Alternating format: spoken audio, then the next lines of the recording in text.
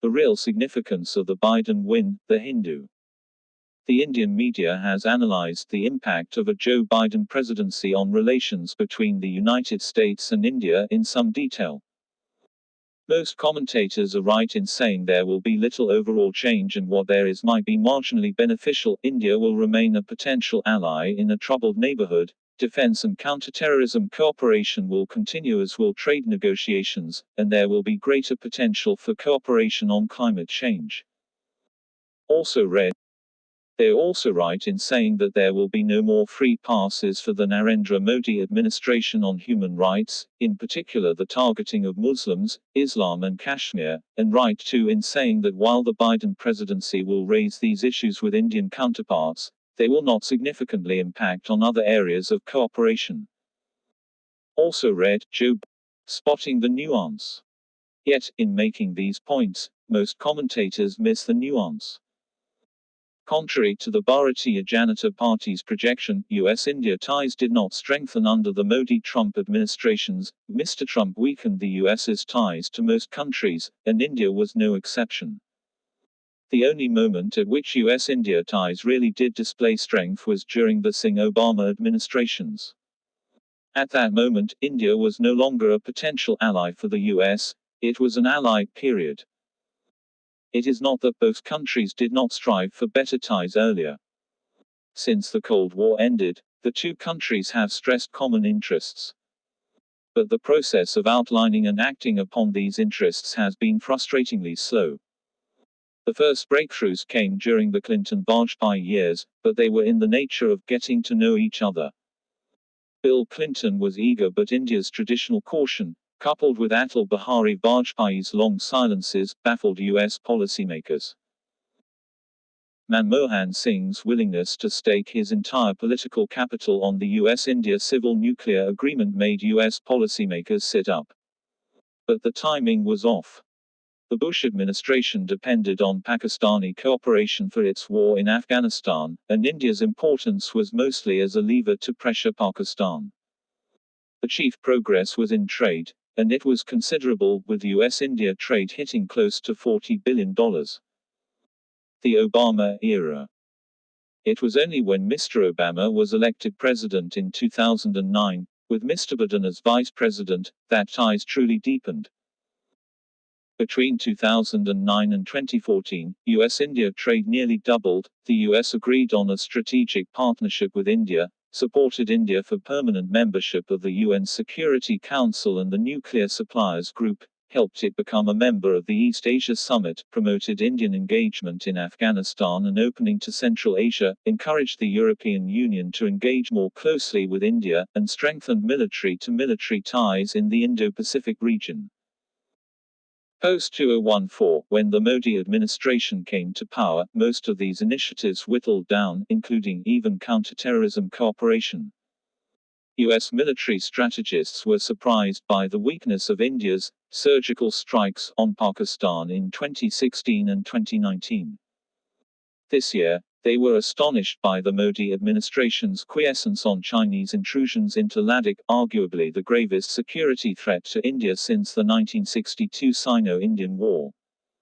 While the US military will continue such important symbolic gestures as joint exercises with the Indian military, few US strategists see India as a major security asset in Asia. Even trade, though it continued to grow between 2014-2019, grew at a slower rate than in the preceding 5 years. A time of value sharing. In other words, the high points of the US-India relationship occurred when both countries were governed by liberal Democrats. Values do matter, despite what purported realists say. Indeed, they matter so much that when two countries share common values, the benefits accrue to the ordinary citizen. Manmohan Singh's administration may take the greatest share of credit for lifting hundreds of millions of Indians into the middle class, but it is also true that he was aided by the Obama administration's support for his cause. Indeed, it was President Clinton who first made support for such a cause a key part of the US's India policy, as he did for the US's Africa policies. Also read, Biden administration will place high priority on strengthening Indo-US relationship, says policy paper. issue of rights and a message. Clearly, the Biden and Modi administrations will not share common values. While this gap may not directly impact US-India ties, it will surely do so indirectly. Speculation on whether the Biden presidency will mount pressure on India's lamentable state of human rights, which now rivals that of the McCarthy era, is already rife. India is not high on the Biden-Harris list of priorities, which is topped by dealing with COVID-19, healing domestic divides, reviving the US economy, repairing ties with Europe, evolving a calibrated China policy, rejoining multilateral initiatives such as on climate change, reinstating the Obama-era Iran policy and furthering peacemaking in Afghanistan. So, the Modi administration has some time to put its house in at least token order on human rights, should the Prime Minister wish to do so. That is a big if, but it would make a big difference, not only in terms of much needed human rights reforms and, especially in the case of Kashmir, political rights. At a time when the COVID-19 pandemic has driven so many economies inwards and virtually devastated our own, a US-India business as usual approach will not help. We need countries that will actively work with us to revive our economy, even if their own benefit is less than ours.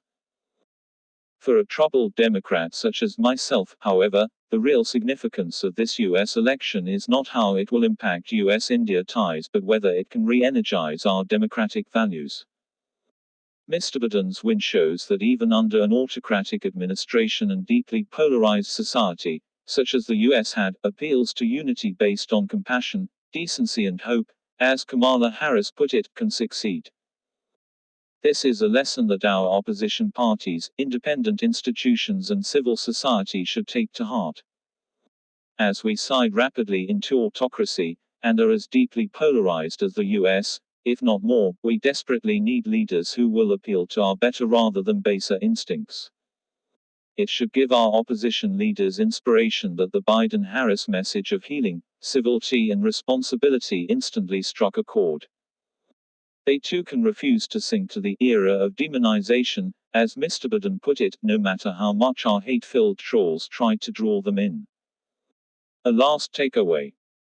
Our judiciary and media can draw their own lessons from the US example, where so many state-level courts and the national media fought back against Mr. Trump's attempts to cow them.